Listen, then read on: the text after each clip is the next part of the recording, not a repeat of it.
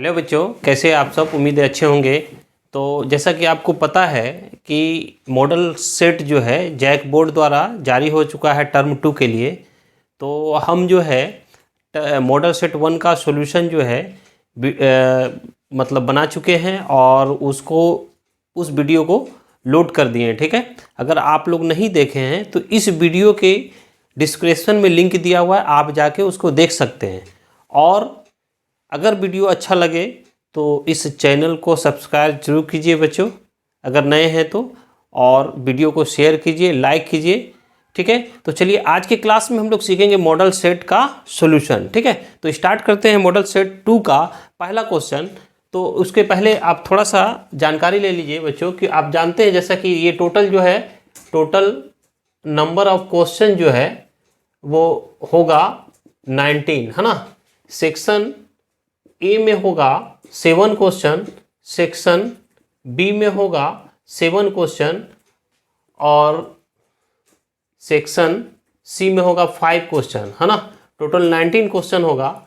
और ये जो होगा सेक्शन ए 2 मार्क्स का होगा, ईच क्वेश्चन 2 मार्क्स का। ठीक है, ये 3 मार्क्स का होगा ईच क्वेश्चन और ये 5 मार्क्स का ईच क्वेश्चन होगा। ठीक है, तो इसमें से आपको देना है 5 देना है, इसमें से भी 5 देना है और इसमें से 3 देना है। तो ये 2 करते हैं तो ये 10 हो जाता है और इसको 3 मार्क्स का होगा तो ये हो जाएगा 15 और ये 5 मार्क्स का होगा तो ये हो जाएगा कितना, 15। तो टोटल 40 मार्क्स का होगा। टर्म 2 में 40 मार्क्स हो जाएगा और टर्म 2 में और टर्म 1 में भी 40 मार्क्स हो जाएगा, है ना। और टोटल 80 हो जाएगा। 20 मार्क्स का जो है इंटरनल असेसमेंट हो गया। ठीक है, तो बच्चों चलिए अब स्टार्ट करते हैं प्रॉब्लम। इस मॉडल सेट 2 का सेक्शन ए एंड बी हम इस क्लास में शुरू करेंगे, है ना। और तो स्टार्ट करते हैं हम लोग। फर्स्ट क्वेश्चन कहता है, ये इंटीग्रेशन से है बच्चों। फर्स्ट क्वेश्चन मॉडल सेट 2 का कि integration of root under x minus 1 upon root under x का होल स्क्वायर डी एक्स, है ना। इसको आई मान लेते हैं, ठीक है, और इसको इंटीग्रेट करते हैं। तो देखिए आप जान रहे हैं कि पहले ए माइनस बी का होल स्क्वायर होता है ए स्क्वायर माइनस 2ab और प्लस बी स्क्वायर, और ये मेरा आया डी एक्स। तो रूट एक्स का स्क्वायर होगा बच्चों, तो मेरा हो जाएगा एक्स, ये हो जाएगा रूट एक्स कैंसिल, ये 2 और इधर हो जाएगा plus 1 upon x D x. ठीक है, अब इसको जो है लिखते हैं x D x plus 1 upon x integration D x minus 2 D x. इसको सेपरेटली इंटीग्रेट कर दिए, है ना, इंटीग्रेशन साइन लगाए और इधर से डी एक्स आया। तो ये मेरा हो जाता है एक्स स्क्वायर अपॉन 2 प्लस इसका हो जाएगा लॉग एक्स और minus 2x plus integration constant c। आप जानते हैं ये x to the power n का फॉर्मूला होता है बच्चों, याद होगा आपको। X to the power n का अगर इंटीग्रेशन हम लोग करते हैं तो ये लिखते हैं X to the power n plus 1 upon n plus 1 plus c। यही फॉर्मूला यहाँ पे लगाए और ये तो जानते हैं कि 1/x का इंटीग्रेशन log x होता है। चलिए नेक्स्ट क्वेश्चन हम लोग देखते हैं। तो नेक्स्ट क्वेश्चन लिखने से पहले, है ना बच्चों, आप इसको नोट कर सकते हैं। चलिए नेक्स्ट क्वेश्चन 2 नंबर क्या कहता है, देखिए क्वेश्चन है बच्चों, ये डिफरेंशियल इक्वेशन से है। ये 2 नंबर कहता है कि आपका d2y by D X square का होल क्यूब प्लस dy और dx का square plus cos dy by dx plus 11 equal to 0। ये कोई डिफरेंशियल इक्वेशन है बच्चों। ठीक है, तो डिफरेंशियल इक्वेशन है। इस डिफरेंशियल इक्वेशन में कहता है कि इसका डिग्री क्या है ना, डिग्री। ठीक है, डिग्री क्या है, डिग्री। ठीक है, तो ये हो जाता है, पहले सबसे पहले ऑर्डर लिख लेते हैं। ऑर्डर यानी हिंदी में होता है कोटि, और इसका डिग्री, ठीक है, घात। तो देखिए ऑर्डर मतलब होता है कि ये जो डिफरेंशियल इक्वेशन में है, इस डिफरेंशियल इक्वेशन में जो मैक्सिमम टाइम डेरिवेटिव किया हुआ, तो यहाँ पर देखते हैं ये 2 बार डेरिवेटिव, ये 1 बार डेरिवेटिव, ये भी 1 बार डेरिवेटिव है, तो सबसे ज़्यादा 2 टाइम किया हुआ है, तो इसका जो ऑर्डर होगा वो हो जाएगा 2। अब आइए डिग्री, तो कहता है कि अगर ये मेरा d3y/dx³ होता तो इसका ऑर्डर क्या होता, 3 होता। अगर ये d4y/dx4 होता तो इसका ऑर्डर कितना होता, 4 होता। अब ये बात होता है डिग्री की, तो डिग्री वैसे होता है अगर इस पे पावर 5 है ना, तो ये मेरा क्या हो जाएगा, डिग्री इसका 5 हो जाएगा। बट ये यहाँ देखते हैं कि ये तो डबल डेरिवेटिव पे 3 है ना, डबल डेरिवेटिव पे पावर 3 है तो इसका डिग्री 3 होना चाहिए, लेकिन ये dy/dx जो है ये कॉस का एंगल है, इसलिए ये जो है इसका डिग्री क्या होगा, नॉट डिफाइंड होगा, ठीक है। जब तो इसको देख लिए बच्चों। चलिए थर्ड क्वेश्चन क्या कहता है, थर्ड नंबर है, कोई वेक्टर है, ठीक है, 3 नंबर 3 क्वेश्चन कहता है कि कोई वेक्टर है i + j + k, है ना, तो find a unit vector in the direction of A vector i + j + k, ठीक है। तो सपोज हम मान लेते हैं कि let a is given vector है i + j और -k, तो कहता है कि फाइंड द सदिश अनुदिश का मात्रक सदिश ज्ञात करना है, ठीक है। तो कहता है, तो इसका हम लोग सबसे पहले क्या करते हैं बच्चों, इसका मैग्नीट्यूड निकालना होगा। मैग्नीट्यूड में इसका कोएफिशिएंट 1² है, इसका कोएफिशिएंट है 1² और इसका कोएफिशिएंट है -1 का होल स्क्वायर, तो ये हो गया 1 + 1 + 1 कहता है। उसके बाद कहता है कि unit vector in the direction, unit vector in the direction of vector A होता है। यूनिट वेक्टर निकालने का यही रूल होता है बच्चों, है ना, यही फॉर्मूला होता है कि उस वेक्टर में उसके मैग्नीट्यूड से भाग दीजिए तो यूनिट वेक्टर निकाल जाएगा, है ना। यूनिट वेक्टर कहने का मतलब इसका होता है इकाई सदिश, ठीक है, इकाई सदिश। क्वेश्चन है कि अनुदिश जो है इकाई मात्रक ज्ञात कीजिए। सदिश आप लिख सकते हैं, ऐसे लिख सकते हैं, सदिश ए के अनुदिश, है ना, डायरेक्शन में इकाई सदिश, इकाई सदिश हिंदी वाले बच्चे इस तरह लिख सकते हैं, तो ये हो गया, ठीक है, इसका हिंदी यही हो गया। अब ये मेरा है i + j + k, sorry -k है ना, ये मेरा है, और ये मेरा है इसका जो है वैल्यू क्या है, √3, तो ये हो गया 1/√3 i + 1/√3 j -1/√3 k, ये मेरा हो गया फाइनल आंसर 3 का। यानी कि इसका क्या होता है, इस वेक्टर के डायरेक्शन में क्या करना है, इसका यूनिट वेक्टर निकालना। तो यूनिट वेक्टर निकालने के लिए क्या प्रोसेस है कि उस वेक्टर में उसका मैग्नीट्यूड से भाग दे देना है, ठीक है। 4 नंबर क्वेश्चन कहता है कि a और b कोई वेक्टर है, ठीक है। चलिए कि a वेक्टर है, a = आपका 3i + j - 2k, और दूसरा वेक्टर है b, वो है मेरा i + λj, i + λj, i + λj -3k, ये 2 वेक्टर है। कहता है कि find the value of lambda for which the vector a and b sorry are perpendicular to each other, है ना। सदिश a तथा सदिश b एक दूसरे पर लंब हो तो लैम्डा का मान ज्ञात करना है। तो हम लोग जानते हैं सिंस 2 वेक्टर जब परपेंडिकुलर होता है ना, a परपेंडिकुलर b, तो दोनों का डॉट प्रोडक्ट क्या होता है, 0 होता है। a dot B equal to 0। तो ए का वैल्यू कितना है बच्चों, vector A 3i plus J minus 2k dot I plus lambda J minus 3k equal to 0। और आप जानते हैं बच्चों कि i डॉट आई जो है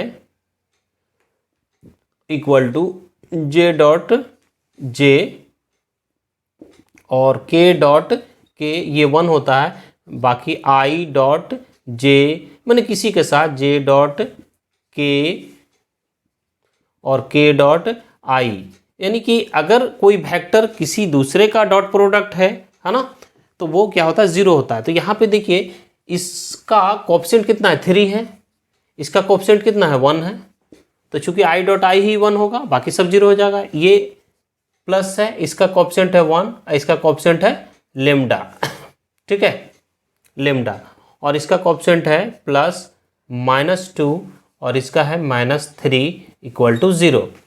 ठीक है बच्चों, तो जब इसको सॉल्व करते हैं तो ये मेरा होता है 3 और ये प्लस लेमडा और ये होता है 3 और 6 कितना हो गया 3 2 जा 6 और minus minus plus equal to 0। ये मेरा हो गया 9 प्लस लेमडा इक्वल टू 0।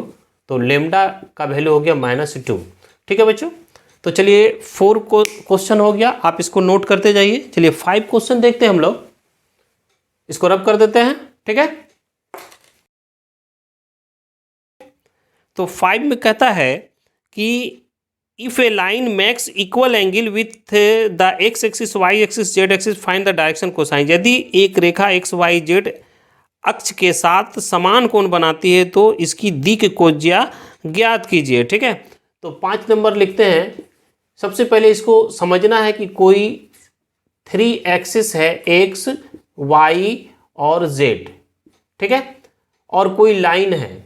अगर ये लाइन है ना, ये लाइन ये ओरिजिन है, इसके साथ अल्फा कोण बनाती है और इसके साथ बीटा कोण बनाती है और इसके साथ गामा कोण बनाते हैं। ठीक है, तो लिखते हैं let a line makes angle alpha beta and gamma with coordinate axes x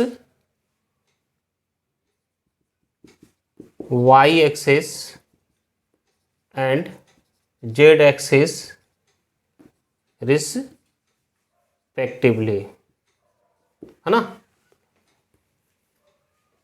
कहते हैं कि माना कोई रेखा एक्स क्रमशः एक्स एक्सिस एक्स अक्ष वाई अक्ष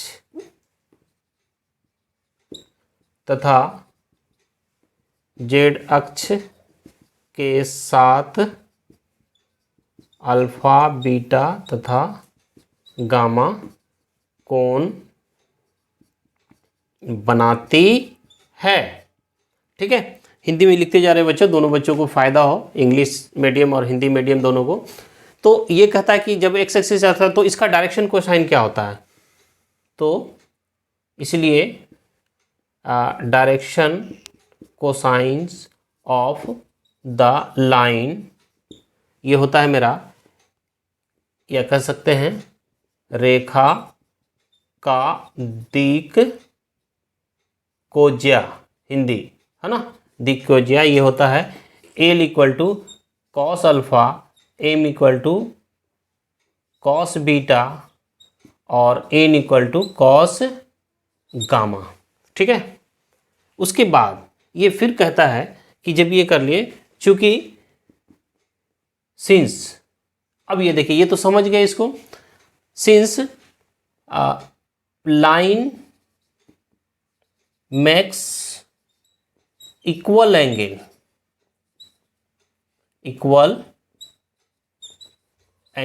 है ना, यानी चूंकि रेखा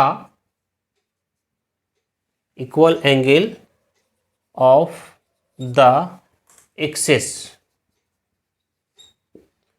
चूंकि रेखा अक्षों के साथ बराबर कोण बनाती है, ठीक है, बनाती है।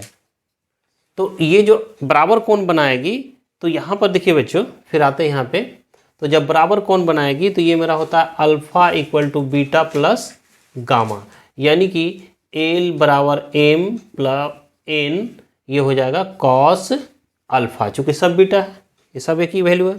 लेकिन हम लोग जानते हैं कि ये होता है L square plus M square plus N square equal to 1 होता है। तो ये मेरा हो जाएगा cos square alpha plus cos square alpha plus cos square alpha equal to 1, तो ये हो जाएगा 3 cos square alpha equal to 1। तो cos square alpha equal to हो जाएगा 1/3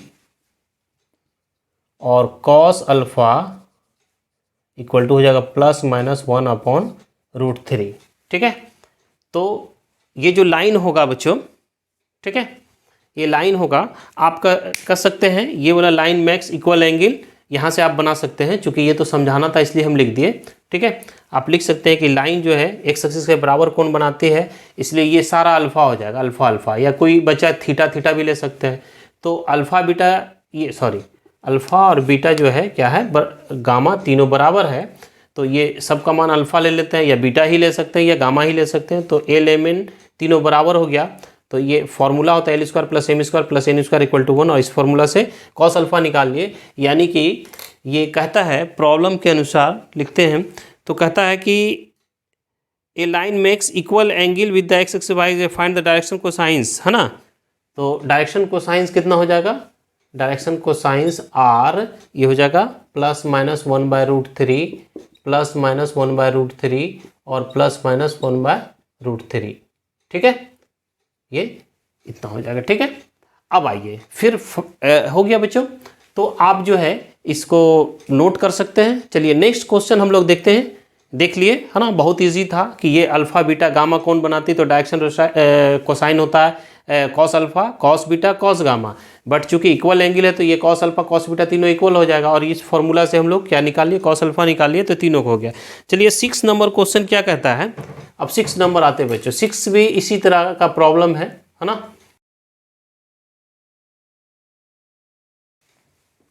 6 क्वेश्चन है, यहां भी कहता है कि with write down direction cosines of X Y Z axes, X Y Z अक्षों का दिक् को ज्ञात कीजिए। चलिए ये पहली बात है कि हम इसको ड्रॉ किए, एक्स एक्सिस, वाई एक्सिस और जेड एक्सिस, ठीक है।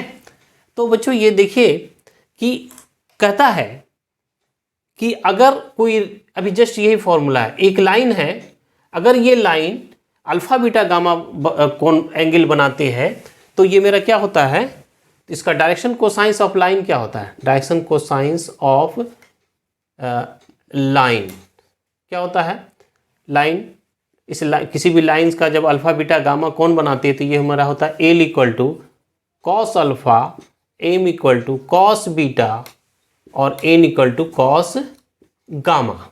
तो कहता है कि एक्स एक्सिस का डायरेक्शन कोसाइन क्या होगा, ठीक है।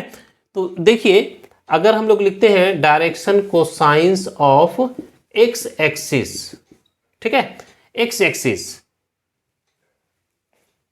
ठीक है। अब पहले ये देख लेते हैं, एक्स एक्सिस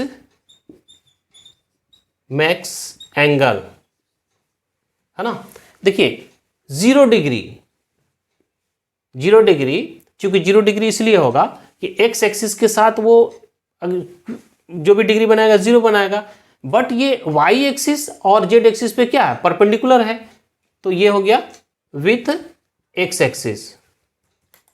और फिर जो हम लोग लेते हैं 90 डिग्री, है ना, विथ वाई एक्सिस, और 90 डिग्री, ठीक है, विथ जेड एक्सिस, तो ये मेरा एक्स एक्सिस का डायरेक्शन कोसाइंस हो जाएगा, direction cosines of X axis मेरा हो जाएगा, देखिए L equal to cos 0, M equal to cos 90 और N equal to cos 90।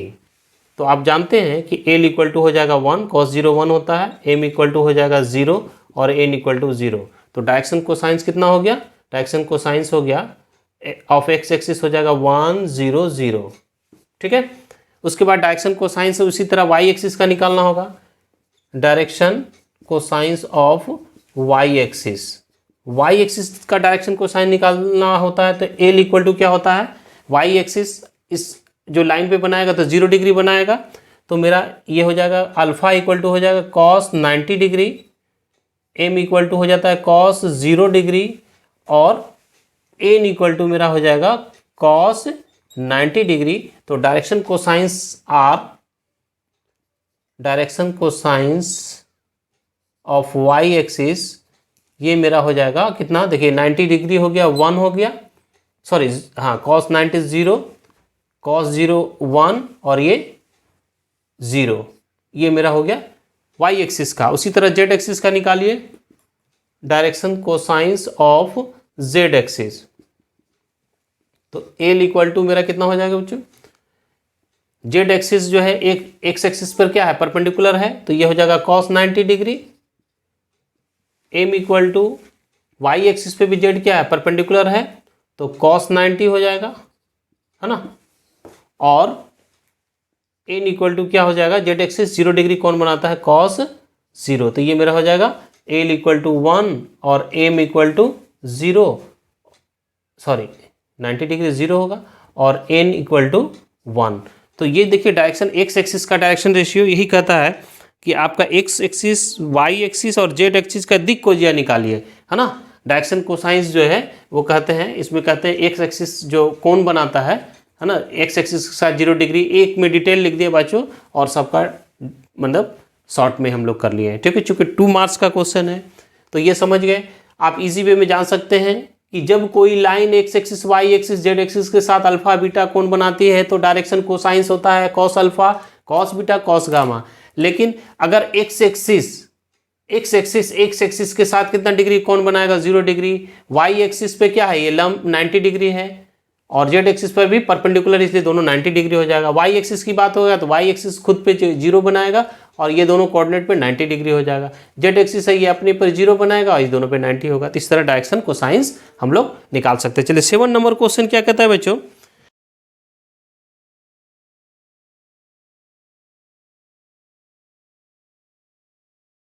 Seven number question कहता है बच्चों, 7 नंबर है ना, 7 नंबर कहता है कि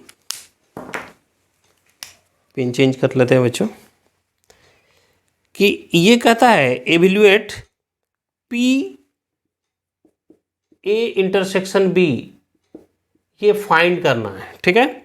जबकि दिया हुआ है 2PA probability of A equal to probability of B equal to 5/13 and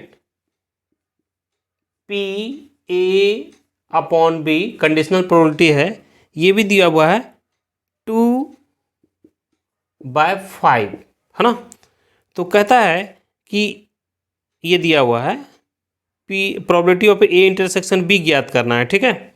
और ये सब चीज़ दिया हुआ था, ठीक है, सिंस ये चीज़ दिया हुआ है ना, एंड ये दोनों दिया हुआ है। तो आप जानते हैं बच्चों कि ये कंडीशनल प्रोबेबिलिटी का फॉर्मूला होता है P/B, है ना। तो इसमें कहता है कि इसका फॉर्मूला आता है PA intersection B, probability of A intersection B bye probability of B। आपको ये निकालना है। तो देखिए इसको लिख सकते हैं हम लोग PA intersection B equal to PB into PA/B, है ना, प्रोबेबिलिटी ऑफ B। तो प्रोबेबिलिटी ऑफ B कितना है बच्चों, देखा जाए 5/13 है ना, 5/13 13 इंटू पी, ये कितना है 2/5 है ना, 2/5। तो इसको सॉल्व करेंगे तो ये हो जाएगा 5 5 कैंसिल है ना, तो कितना होता है 2/13, 2/13। ये मेरा 7 का आंसर हो गया बच्चों। ठीक है, चलिए नेक्स्ट क्वेश्चन हम लोग देखते हैं। अब सेक्शन बी, ये तो सेक्शन ए का था, ठीक है, तो सेक्शन ए वाला सॉल्व कर लिया। अब सेक्शन बी हम लोग चलते हैं ना। सेक्शन बी, सेक्शन बी क्या कहता है बच्चों, इसको रब कर लेते हैं, आप नोट करते जा रहे हैं है ना। चलिए 8 नंबर क्वेश्चन क्या कहता है बच्चों, 8 नंबर 8 लेते हैं हम लोग। कहता है इंटीग्रेशन का प्रॉब्लम है dx upon cos x minus A, cos x minus ए और cos x माइनस बी, यही है इसका इंटीग्रेशन करना, इंडिफिनिट इंटीग्रेशन का प्रॉब्लम है बच्चों। ठीक है, तो देखिए हम क्या करते हैं, सबसे पहले ये इसका प्रोसेस है कि 1 अपॉन साइन ए माइनस बी से डिवाइड करते हैं। ठीक है, तो जब यहाँ डिवाइड किए तो इसको ले सकते हैं हम लोग sine A minus B upon cos x minus A X minus B, और ये मेरा हो गया dx। ठीक है बच्चों, अब देखिए 1 अपॉन साइन ए माइनस बी। अब यहाँ पे साइन तो हम लिख दिए, अब हमको चाहिए क्या, चाहिए ये दोनों x माइनस ए और x माइनस बी, दोनों का दोनों चाहिए। तो अब ये जो हम लोग a माइनस बी है, x भी लिखना है, तो हम लिखते हैं x माइनस बी। ठीक है, और लिखते हैं माइनस x और प्लस बी, सॉरी प्लस ए,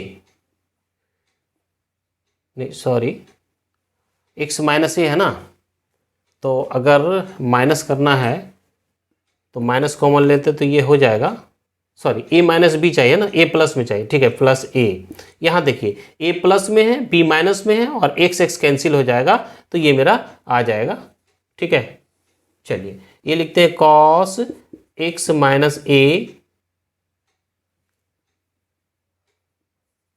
cos x minus b cos x minus b।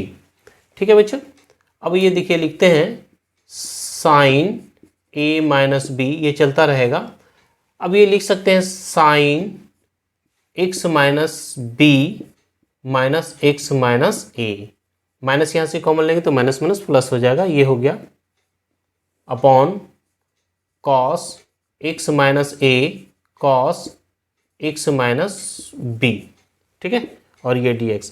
तो बच्चों देखिए अगर हम ये फॉर्मूला जानते हैं ट्रिग्नोमेट्री का, साइन a माइनस बी है ना, a minus B, a minus B का फॉर्मूला है, तो ये होता है sine a cos b minus cos a sine b। ये फॉर्मूला बच्चों हम यहाँ पे पुट करते हैं, तो इस पूरे को x माइनस a जो देख रहे हो है ना, x माइनस a जो देख रहे हैं हम लोग, उसको जो है x माइनस बी को a मानेंगे और x माइनस a को क्या b मानेंगे। ठीक है, तो फॉर्मूला लगाते हैं हम लोग, देख लीजिए आप, ये अब यहाँ पर प्लस a माइनस बी हो जाएगा, माइनस चेंज करेंगे तो यही चीज़ लिखे a माइनस बी। ठीक है, और ये x x कैंसिल हो जाएगा, तो मेरा फिर यही साइन a माइनस बी हो जाएगा, और इसको कैंसिल करेंगे तो ये वाला पार्ट आ जाएगा। तो ये लिखते हैं इंटीग्रेशन ऑफ ये पूरा का पूरा साइन a माइनस बी ले लेते हैं। ठीक है, और फॉर्मूला लगा देते हैं, तो फॉर्मूला लगाएंगे तो क्या हो जाएगा, sine x minus B cos x minus A minus cos x minus B sine x minus A upon ये नीचे वाला जो है लिख देते हैं कॉस x माइनस बी और कॉस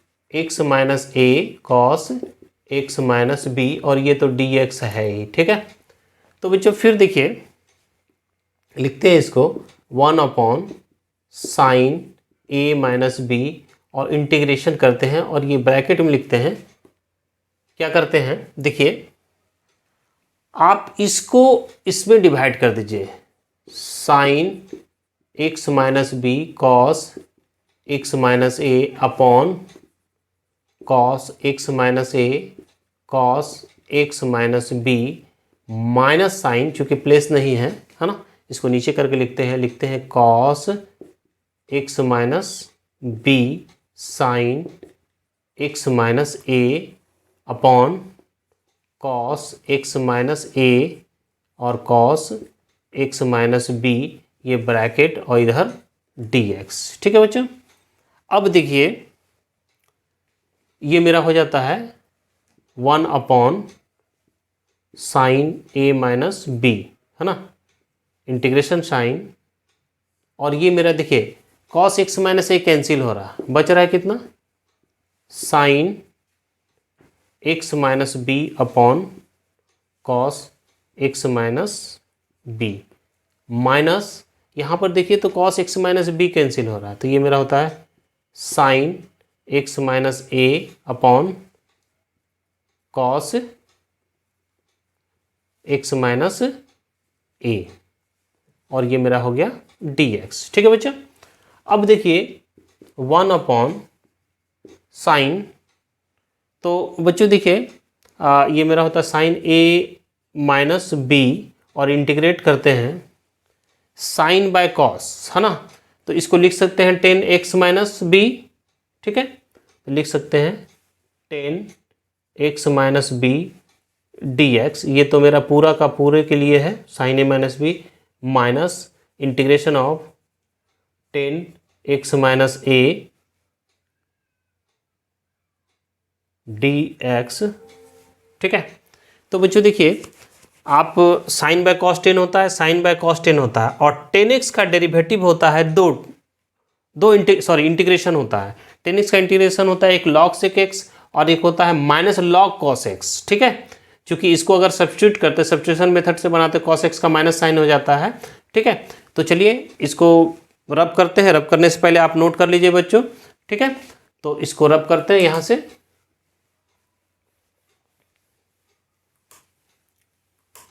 तो देखिए ये मेरा हो जाता है इंटीग्रेशन, ये हो गया साइन ए माइनस बी, ब्रैकेट के अंदर इसका जो इंटीग्रेशन हो जाएगा, integration of 10x minus B का, ये होगा मेरा minus log cos x minus B. ठीक है, माइनस, और ये पहले से माइनस है तो minus log cos x minus a. ठीक है, और ये मेरा हो जाएगा प्लस सी, इंटीग्रेशन कांस्टेंट। ठीक है, ये मेरा हो जाता है 1 अपॉन साइन ए माइनस बी, और ये देखिए माइनस माइनस प्लस हो जाता है, तो इसको पहले लिख देते हैं log cos x minus a. ठीक है, लिख लिए, उसके बाद ये minus log cos x minus b plus c.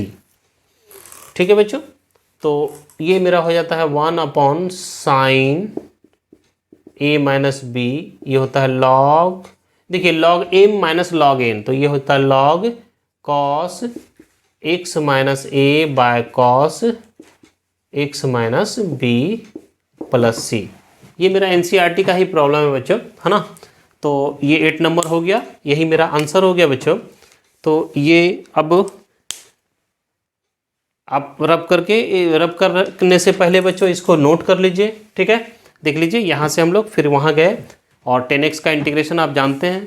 ठीक है, तो चलिए 9 नंबर क्वेश्चन क्या कहता है, फिर हम लोग देखते हैं 9 नंबर।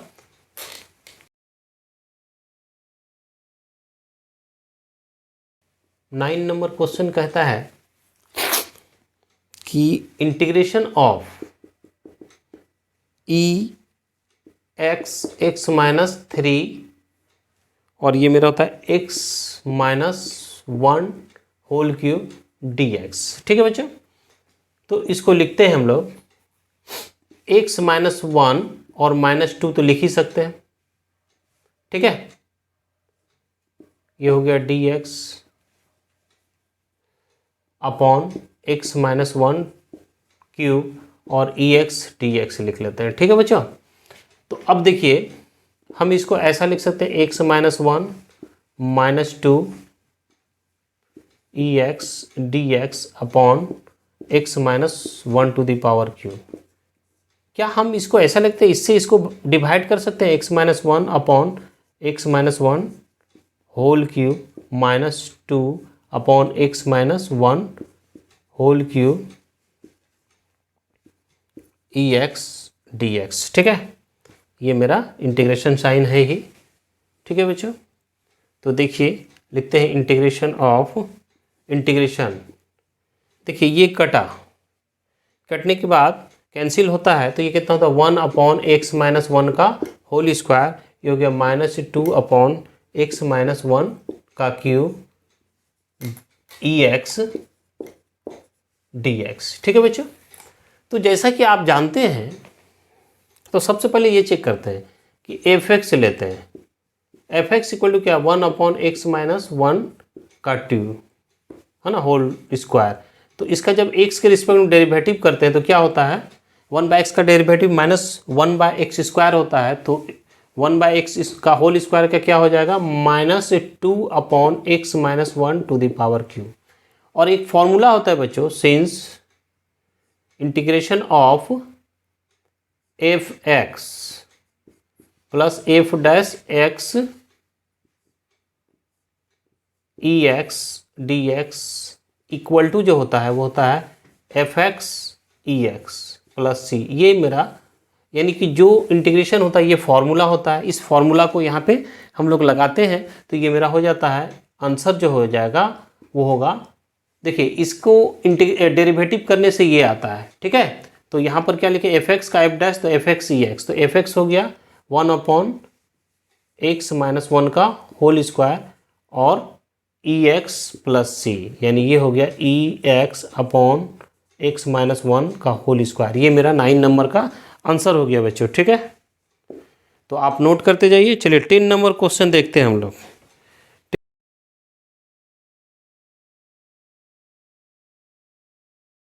10 नंबर क्वेश्चन कहता है, 10 कहता है कि इंटीग्रेशन ऑफ, डेफिनेट इंटीग्रेशन का प्रॉब्लम है 0 to 1 X E x square d x. ठीक है, ये क्वेश्चन है और इसका वैल्यू निकालना है, valuate integration of 0 to 1 X E raise to the power x square. ठीक है बच्चों, तो ये लोअर लिमिट है, ये अपर लिमिट है, तो हम थोड़ा सा इसको सॉल्व करते हैं। एक्स स्क्वायर है ना, e raise to the power x square, x D x एक साथ लिख लेते हैं, लिख सकते हैं, मल्टीपल है तो लिख सकते हैं, मल्टीप्लाई में रहेगा तो कोई भी चीज़ को लिखा जा सकता है। उसके बाद सब्स्टिट्यूट करते हैं, है ना, put t equal to X square. ठीक है, t equal to X square put करते हैं, ये है 0 to 1। तो जब इसको x के रिस्पेक्ट में डेरिवेटिव कीजिएगा, dt upon D X equal to 2x, और ये लिख सकते हैं dt, है ना, ये 2 को यहाँ डालते हैं और इधर लिख सकते हैं x dx, है ना। अब फिर क्या होता है, चूंकि अगर आप इसका लिमिट भी चेंज करना होगा, सब्स्टिट्यूशन मेथड से इसको बना रहा है ना, definite integration by substitution method, तो लिमिट चेंज करने के लिए क्या करते हैं, व्हेन जब x इक्वल टू 0 होता है तो t इक्वल टू क्या माने, एक्स स्क्वायर, यानी कि 0 का होल स्क्वायर इक्वल टू 0, और व्हेन जब x equal to 1 upper limit, तो t equal to X square यानी 1 का स्क्वायर, तो 1 ही होगा, यानी लिमिट सेम ही रहा बच्चों। ठीक है, तो चलिए स्टार्ट करते हैं हम लोग। इधर से ये होता है 0 के बदले आया, 0 के बदले क्या आया, 0, और 1 के प्लेस पे 1 ही आया, है ना, t का वैल्यू। अब यहाँ पे क्वेश्चन में आते हैं, ये मेरा e raise to the power t हो जाएगा, और x dx को क्या लिखें, x dx को लिखें dt अपॉन 2, तो ये 1 अपॉन 2 बाहर 0 से 1 e raise to the power 2 dt 1 upon 2, और e x का इंटीग्रेशन क्या होता है, वही होता है, तो यहाँ पर ई टी है, तो t ये हो गया 0 to 1, ये हो गया 1 अपॉन 2, एक बार अपर लिमिट और एक बार लोअर लिमिट, तो 1/2 ये हो गया e, और e टू द पावर 0 क्या हो गया, 1 हो गया, चूँकि इसका वैल्यू जो है आपका 2 और 3 के बीच में होता है ना, तो नंबर किसी नंबर पे पावर 0 1 होता है। ये मेरा फाइनल आंसर हो गया 10 के बच्चों, आप नोट कर सकते हैं। ठीक है, देख रहे हैं ये 3 मार्क्स का सब क्वेश्चन सब है। उसके बाद 11 आते हैं हम लोग। ठीक है, रब कर देते हैं बच्चों, नोट कर लिए होंगे है ना, बहुत इजी था। Different integration by subtraction method से बना लिए इसको। ठीक है, चलिए 11 का देखते हैं हम लोग।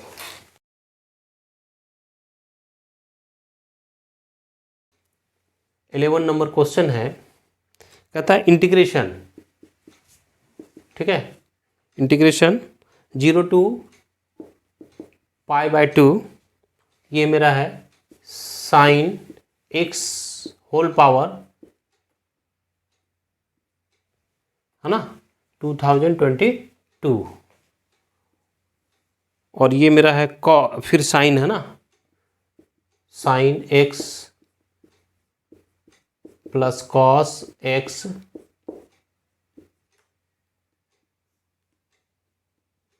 ये हो गया dx।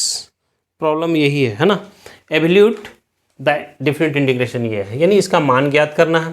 तो चलिए ये जो प्रॉब्लम है बच्चों, इसको हम लोग जो है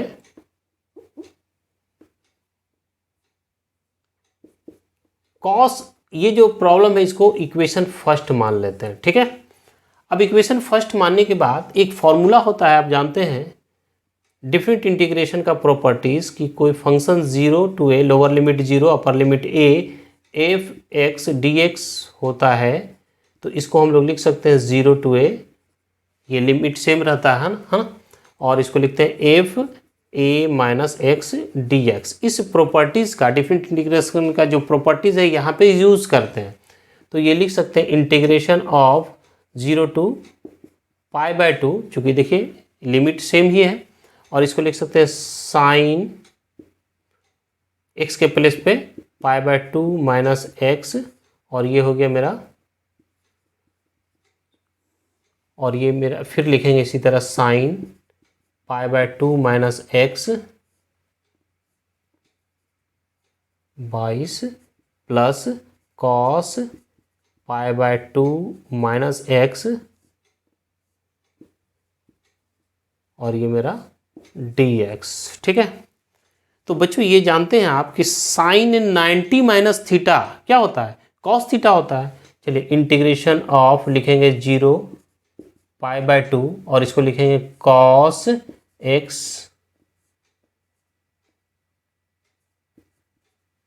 अपॉन, ये भी मेरा 90 माइनस थीटा कॉस हो जाएगा, plus cos 90 minus theta sine theta होता है,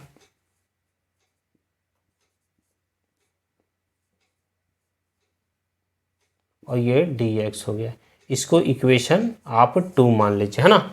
आप जानते हैं कि साइन π/2 माइनस एक्स होता है कॉस एक्स, और कॉस π/2 माइनस एक्स होता है साइन एक्स।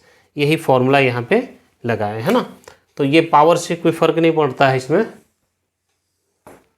क्योंकि पावर सबका सेम है, बट ये चेंज होगा तो पावर वही रहता है। ठीक है, अब एडिंग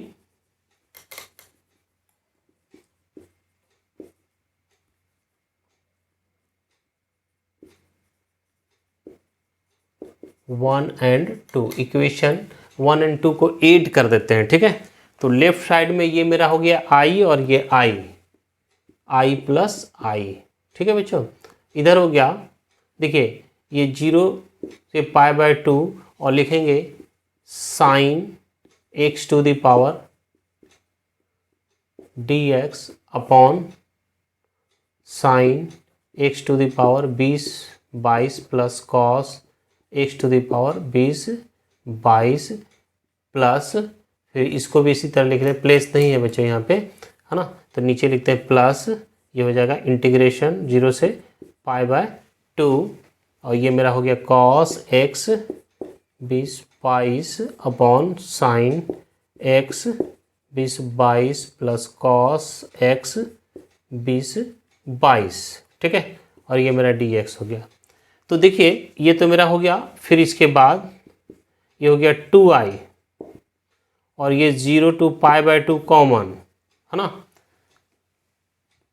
और ये भी मेरा dx कॉमन। अब इसको ऐड कीजिएगा तो ये मेरा क्या लिख सकते हैं, साइन लिख सकते हैं ऊपर वाला, sine x to the power 2022 plus इसका हो जाएगा cos x to the power 222 upon, ये दोनों नीचे आएगा तो दोनों का एलसीएम क्या होगा, सेम हो जाएगा, साइन x प्लस कॉस, इस दोनों को कैंसिल कर दीजिए, ये बचा मेरा 2i इक्वल टू मेरा हो जाता है 0 से π/2, और ये बच के क्या बचा x, ये मेरा होगा i, ये मेरा 2 इधर आ गया, dx का इंटीग्रेशन x होता है 0 से π/2, एक बार अपर लिमिट बैठा दीजिए π/2 और माइनस 0 एक बार लोअर लिमिट, तो ये मेरा आंसर आ जाता है 1/2 इंटू π/2, और ये मेरा फाइनल आंसर हो गया π/4। यही मेरा आंसर हो गया बच्चों, ठीक है। नेक्स्ट क्वेश्चन 12 देखते हैं क्या कहता है, ठीक है, आप नोट कर लीजिए इसको। 12 क्वेश्चन कहता है, चलिए इसको रब कर लेते हैं।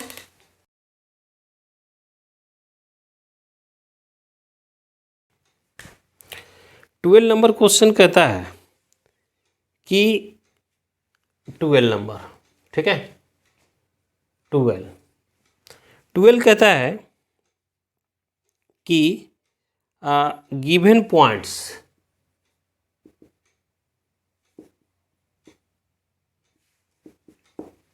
है ना, दिया गया बिंदु क्या क्या है, ए है मेरा 2i माइनस j और प्लस k, ठीक है, बी है मेरा, बी जो पॉइंट है वो i minus 3j minus 5k, i minus 3j और माइनस 5k, एंड सी जो पॉइंट है वो दिया हुआ है 3i 4j minus 4k, 3i minus 4j minus 4k, ठीक है, यही मेरा दिया गया है। तो कहता है कि the vertices of right angle triangle, तो कहता है कि ये जो पॉइंट है ये राइट एंगल ट्रायंगल का वर्टिसेस है, दर्शाइए कि बिंदु ए तथा बी, है ना, और सी ये जो है एक समकोण त्रिभुज के शीर्ष हैं।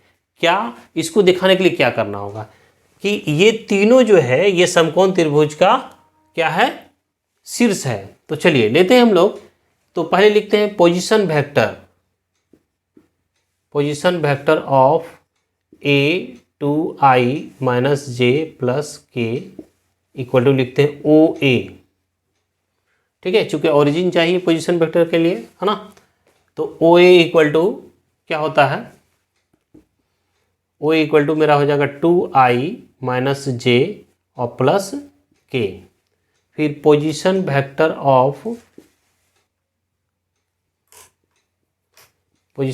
ऑफ b मेरा है i minus 3j minus 5k equal to OB हो जाएगा, और ये मेरा हो जाएगा कि ये कितना निकला आपका i माइनस 3j और माइनस 5k, ठीक है। पोजीशन वेक्टर ऑफ c हो जाएगा 3i minus 4j minus 4k equal to OC equal to 3i minus 4j minus 4k। ये पोजीशन वेक्टर निकाल लिए बच्चों। अब दिखाते हैं कि ये जो हम लेते हैं AB पहले निकालते हैं, वेक्टर AB होता है OB माइनस OA, है ना, तो OB कितना है, OB है i minus 3j sorry 5k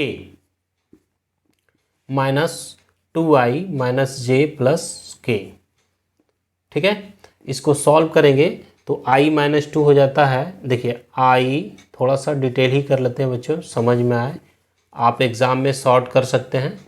2i plus जे और माइनस के, इसका साइन चेंज हो गया तो ये मेरा सॉल्व करते तो माइनस आई, ठीक है, ये मेरा हो गया माइनस आई, और ये 3 तो माइनस 2j, और ये हो गया माइनस 6k। ठीक है बच्चों, तो ये मेरा ए बी निकल गया, वेक्टर ए बी निकल गया। ठीक है, जब वेक्टर ए बी निकल गया बच्चों, तो अब हम निकालेंगे वेक्टर ए बी का मैग्नीट्यूड निकालते हैं। तो वेक्टर ए बी का मैग्नीट्यूड निकालते हैं, तो ये मेरा होता है रूट अंडर -1, आई का कोएफिशिएंट -1 प्लस -2 का होल स्क्वायर प्लस -6 का होल स्क्वायर। और इसको जब सॉल्व करते हैं बच्चों तो कितना होता है, देखिए तो ये 1 4 प्लस 36, ये मेरा हो गया रूट 41। इसका जब स्क्वायर ले लेते हैं बच्चों स्क्वायर, तो ये हो जाएगा 41। अब आप बी सी निकाल लो, वेक्टर बी सी है ना, ए बी हो गया, बी सी निकालते हैं तो ये मेरा हो जाएगा ओ सी माइनस ओ बी। ओ सी कितना है, ओ सी है मेरा 3i minus 4j minus 4k। ठीक है, 3i minus 4j minus 4k minus O B मेरा कितना होता है, ओ बी है i माइनस 3j और माइनस 5k। तो ये हो गया 3i minus 4j minus 4k minus i plus 3j है ना प्लस 5k। जब इसको सॉल्व करेंगे 3i माइनस, तो ये हो गया 2i, ये हो गया माइनस j, और ये हो गया 5k तो प्लस k। इसका जब मैग्नीट्यूड निकालिएगा बच्चों, तो ये मेरा हो जाएगा 2 का स्क्वायर प्लस -1 का होल स्क्वायर प्लस 1 स्क्वायर, ये हो जाएगा 4 प्लस 1 प्लस 1 यानी 6 रूट 6, और बी सी का स्क्वायर कर देते हैं तो ये हो जाता है मेरा कितना 6 हो जाता है। ठीक है, अब फिर आप ए बी बी सी निकालिए, सी ए निकाल लीजिए, वेक्टर सी ए ओ ए माइनस ओ सी। ओ ए कितना है बच्चों, देखिए ओ ए है आपका, ओ ए है 2i, ठीक है, माइनस जे प्लस के, और ओ सी को घटा दीजिए, 3i घटाएंगे तो ये प्लस 4j हो जाएगा और प्लस 4k। साइन चेंज कर दिए इसका, तो ये हो जाता है मेरा माइनस आई और माइनस जे प्लस 4k जे, तो ये 3j हो जाएगा, और ये मेरा हो जाएगा प्लस 5k। इस सी ए का जब मैग्नीट्यूड ले लोगे तो ये मेरा हो जाएगा रूट अंडर -1 का whole square plus 3 square plus 5 square, तो ये मेरा हो जाता है 1 प्लस 9 प्लस 25। तो ये मेरा कितना हो जाता है बच्चों, देखिए तो ये हो जाता है आपका 35 है ना, रूट अंडर 35। तो ये मेरा हो गया सी ए का अगर होल स्क्वायर लेते हैं तो ये मेरा हो जाता है 35। ठीक है बच्चों, तो अब देखिए इसके बाद हम यहाँ पे आते हैं। ठीक है, तो देखिए क्लियरली स्पष्टता है ना कि ये जो मेरा है ए बी स्क्वायर जो है ये हो जाता है सी ए होल स्क्वायर प्लस आपका एक आता है बी सी स्क्वायर। ये देखिए, तो ये जो मेरा प्रॉब्लम है, ये देखिए हाइपोटेनियस का स्क्वायर यानी दो जो लाइन है उसका सम जो है का स्क्वायर इसके इक्वल है, तो ये मेरा क्या हो जाता है, therefore A B and C are क्या लिखा है, वर्टिसेस ऑफ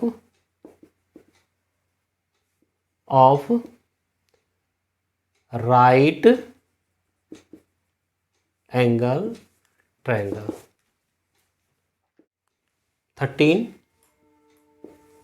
13 में है कि आर इक्वल टू, ये लाइन 3 डायमेंशनल ज्योमेट्री का है, 2i माइनस 5j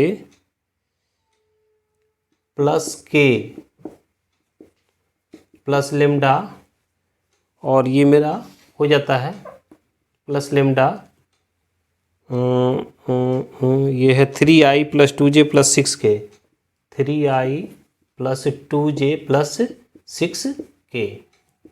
दूसरा लाइन है, ये है लाइन आपका 7i minus 6k, 7i minus 6k plus mu, और ये मेरा हो जाता है i plus 2j plus 2k, i plus 2j plus 2k।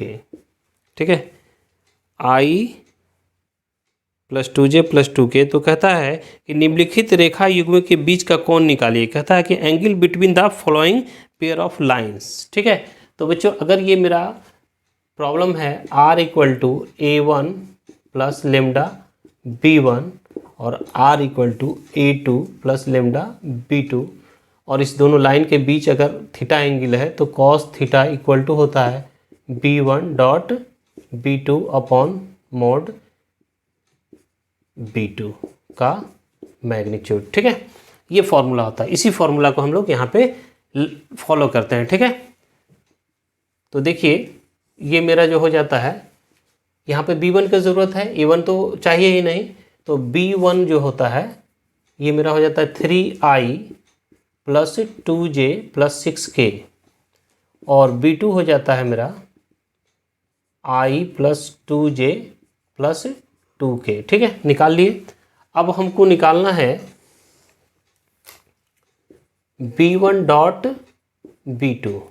तो b1 कितना है, b1 आप देखिए 3i plus 2j plus 6k dot product i plus 2j plus 2k। ठीक है, तो बच्चों देखिए ये मेरा आता है 3 इंटू 1 प्लस 2:2 प्लस 6:2, ये कितना है 3, ये हो गया 4 प्लस 12, ये हो गया कितना 19, ये हो गया। अगर आप इसका मैग्नीट्यूड निकालिएगा तो रूट अंडर 3 का होल स्क्वायर प्लस 2 का होल स्क्वायर, 3 का होल स्क्वायर प्लस 2 का होल स्क्वायर प्लस 6 का होल स्क्वायर, इसको जब सॉल्व करोगे तो ये हो गया 9 4 36, यानी ये हो गया मेरा 49, और इसका 49 का स्क्वायर रूट हो गया 7, निकल गया। b2 कितना होगा, b2 इक्वल टू होता है 1 स्क्वायर प्लस 2 का स्क्वायर प्लस 2 का स्क्वायर, तो ये हो गया मेरा कितना आपका, ये हो जाता है 1 प्लस 4 प्लस 4, ये हो गया 9, ये हो गया 3। तो लिख सकते हैं हम लोग let theta be between the angle of given lines, है ना, माना थीटा दिए गए रेखा के बीच का कोण है। ठीक है, तो ये हो गया। तो जब ये मेरा होता है cos theta equal to b1 dot b2 upon mod b1 mod b2, दोनों का मैग्नीट्यूड हो गया, तो ये मेरा हो गया कॉस थीटा इक्वल टू हो जाता है कितना आपका, ये निकला 19, और इधर हो जाता है 7 इंटू 3, तो ये टोटल होता है 19 अपॉन 21। ठीक है, तो therefore theta equal to जो एंगल हो जाता है कॉस इनवर्स 19 अपॉन 21, यही मेरा आंसर हो गया बच्चों। ठीक है, तो इस सेक्शन बी का लास्ट क्वेश्चन है 14 नंबर, इसको भी हम लोग देखते हैं। ठीक है, इसको नोट कर लीजिए बच्चों, बहुत इजी था। जिसमें से b1 और b2, चूँकि ये फॉर्मूला का फॉर्म क्या, ये लाइन का इक्वेशन है ना, वेक्टर इक्वेशन है a1 प्लस लेमडा b1, ये दोनों क्या है, वेक्टर इक्वेशन है लाइन का, और उसका ये फॉर्मूला होता है। हमने b1 और b2 को यहाँ से कंपेयर करके ले लिया और इसका डॉट प्रोडक्ट निकाल लिया, इसका मैग्नीट्यूड निकाल लीजिए, और थीटा एंगल है तो ये फॉर्मूला लेके आपका थीटा इक्वल टू हो गया cos इनवर्स 19/21। ठीक है, चलिए नेक्स्ट 14 क्वेश्चन देखते हैं हम लोग। 14 कहता है, ये 14 है, और 14 कहता है कि आपका ये जो दिया है 14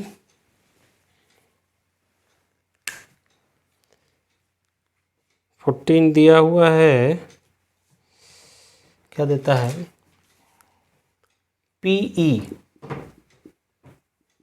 0.6, PF प्रोबेबिलिटी ऑफ F ये दिया हुआ है 0.3। ठीक है, और PE probability of E intersection F ये देता है 0.2। तो कहता है एक नंबर आपको निकालना है P probability of E union F, एक नंबर कहता है probability of E union F। ठीक है, तो आप जानते हैं इसका फॉर्मूला होता है P probability of E plus probability of F minus probability of E intersection F, और सबका वैल्यू अवेलेबल है। P प्रोबेबिलिटी ऑफ ए है 0.6 और PF है 0.3 माइनस 0.2, तो ये हो जाए 0.9 माइनस 0.2, ये हो जाता है 0.7। सेकेंड नंबर क्वेश्चन है probability of P E upon F, और इसका आंसर होता है, फॉर्मूला होता है P E intersection F, probability of E intersection F by PF, और इसका वैल्यू है, आप देख रहे हैं इसका वैल्यू है आप कितना 0.2, और PF का वैल्यू है 0.3, ये हो गया 2/3। चलिए थर्ड क्वेश्चन है, थर्ड बोलता है probability of F by E, इसका भी वही formula E probability of E intersection F by probability of E, इसका वैल्यू है 0.2 और इसका वैल्यू है 0.6, यानी ये हो जाता है 2/6 1/3। तो ये मेरा 14 क्वेश्चन तक हुआ। Section A and section B को हमने सॉल्व किया बच्चों मॉडल सेट 2 का। और अगर आपको वीडियो अच्छा लगता है तो वीडियो को लाइक कीजिए अपने दोस्तों के बीच, है ना, और वीडियो को लाइक कीजिए और इस वीडियो को शेयर कीजिए अपने दोस्तों के बीच। और अगर इस चैनल पर नए हैं तो इस चैनल को सब्सक्राइब कीजिए। चलिए मिलते हैं हम लोग सेक्शन सी के साथ, मॉडल सेट सेक्शन सी के साथ अगले क्लास में। Thank you.